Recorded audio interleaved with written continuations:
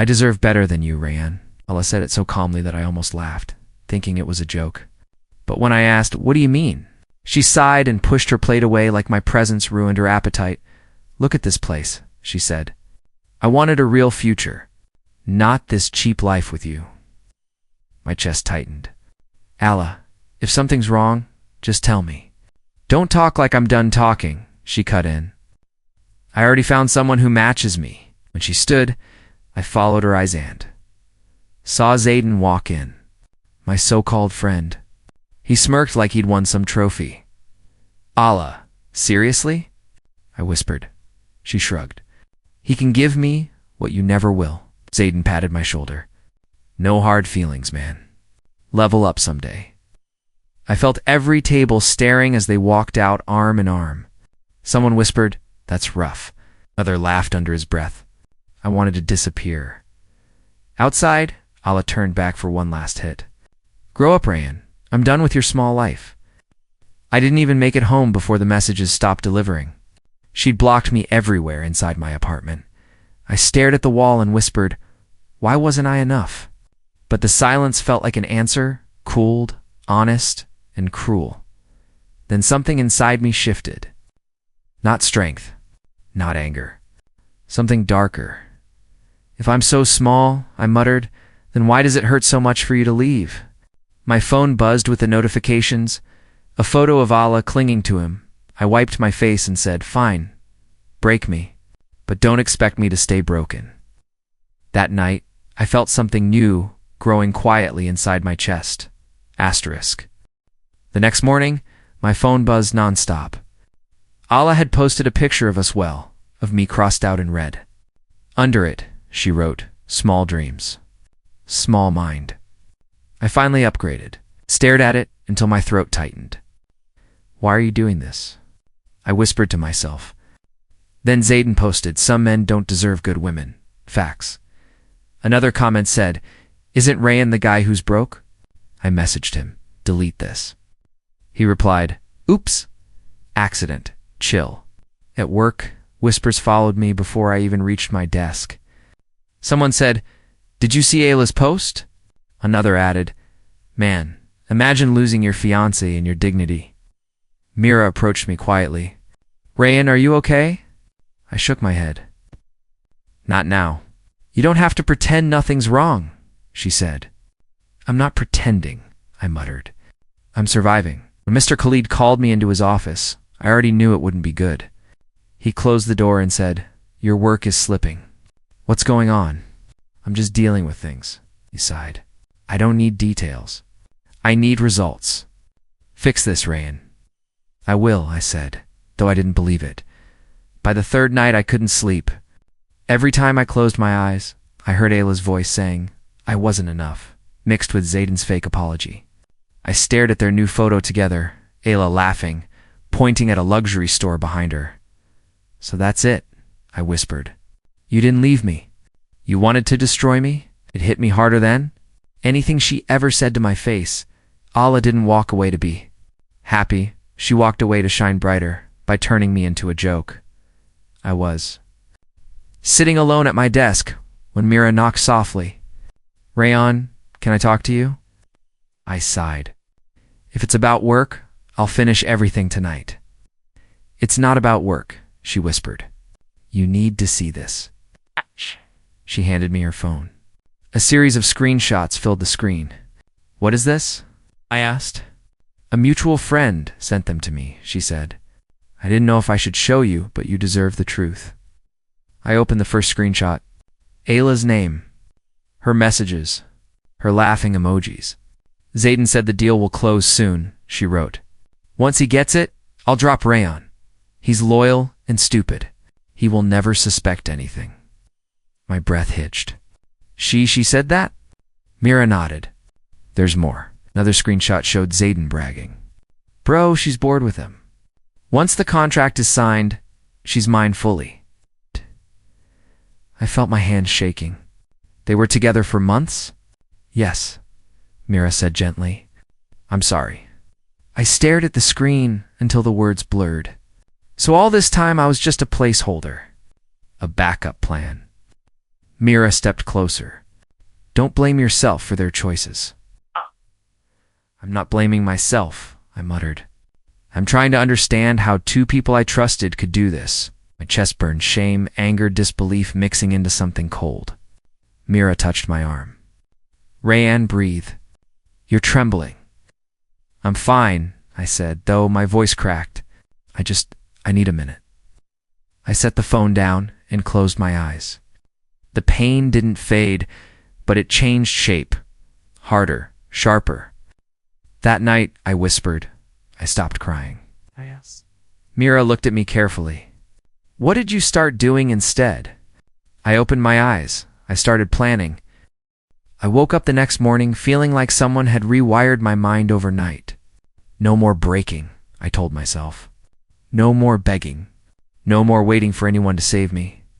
At work, I walked straight to Mr. Khalid's office. Give me more tasks, I said. He raised a brow. More. After the week you've had? I need to get better, I replied. Whatever it takes. That was when an older man stepped in, holding a folder. Mr. Khalid smiled. Rayanne, meet Hattie. He's consulting with us. Hattie looked me up and down. So you're the one who wants to work harder. Why? Because I'm done being weak, I said. He nodded slowly. Good. Then sit with me after lunch. I'll see what you're made of. When we met later, he didn't waste time. Show me how you negotiate, he said. I tried. I stumbled. I tried again. He chuckled. You're rough, but you're hungry. Hunger can be shaped. Day by day, he pushed me harder than anyone before. Speak with confidence. Stop apologizing. Look people in the eye. I spent nights taking online certifications, reading, practicing. My body burned. My mind ached. But I kept going. Then I'd open my phone and see Ayla's posts, her laughing with Zayden in some new place. She wrote, finally living the life I deserve. I whispered, good, stay there. Keep shining. I'll build my own light. At work, people started noticing. Mira said, your voice changed. You sound stronger. I'm becoming someone else, I told her. Someone I should have been. For the first time, I believed it. The transformation didn't feel loud or dramatic. It felt steady, sharp. And mine, I first heard the rumor from two coworkers whispering near the break room. One said, Zayden's company is tanking. The other replied, their new project is a mess. Too much dirty politics. I froze. What project? I asked. They exchanged looks. You didn't hear? It's falling apart. Investors are furious. Before I could ask more, Mr. Khalid called Rayanne meeting. Now, I stepped into the conference room and saw a woman I'd never met before, confident, sharp-eyed. She extended her hand. I'm Sarah. I represent the investors. I shook it. Rayanne, nice to meet you. She opened a file. Hattie speaks highly of you. We want you to lead the recovery proposal. My mind stopped. Me. Hattie nodded from the corner. You earned it. Take the seat. I sat down slowly. A seat I never imagined I'd be offered. Sarah continued. We need someone clean, focused, and stable. That's you. I felt a strange weight settle in my chest. Power, responsibility, validation.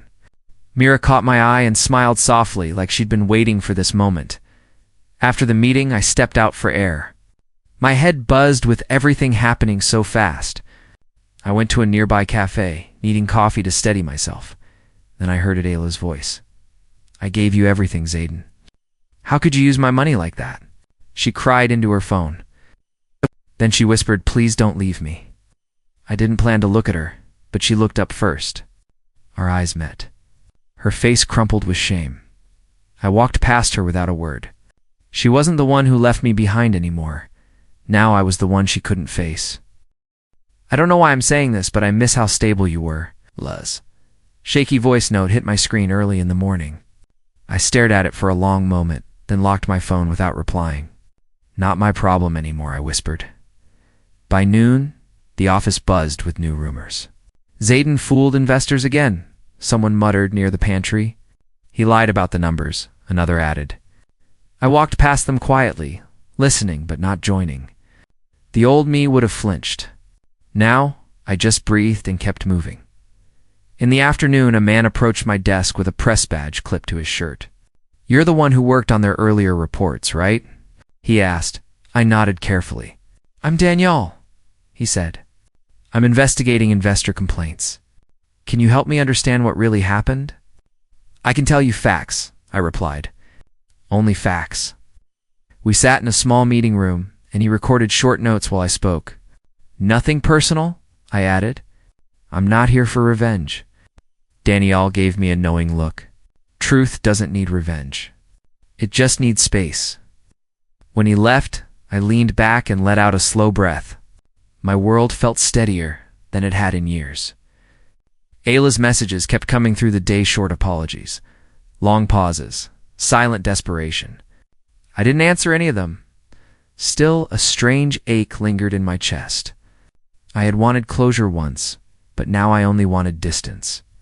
As I stepped outside the building, I whispered to myself, "Sometimes karma doesn't knock, it breaks the door."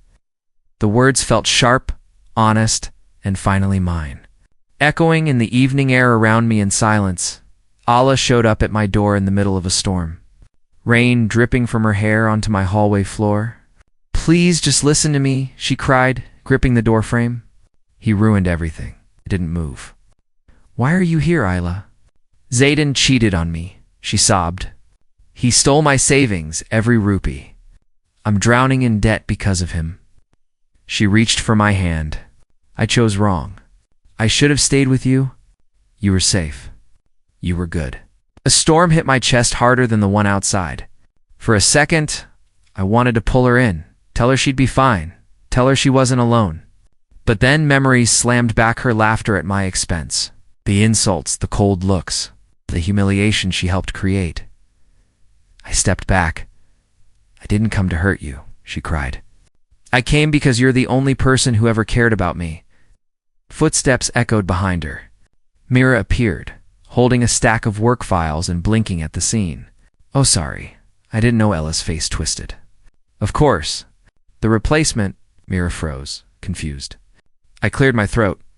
"Mira, it's fine. Just stay here for a moment." Allah grabbed my arm again. "Tell her to leave.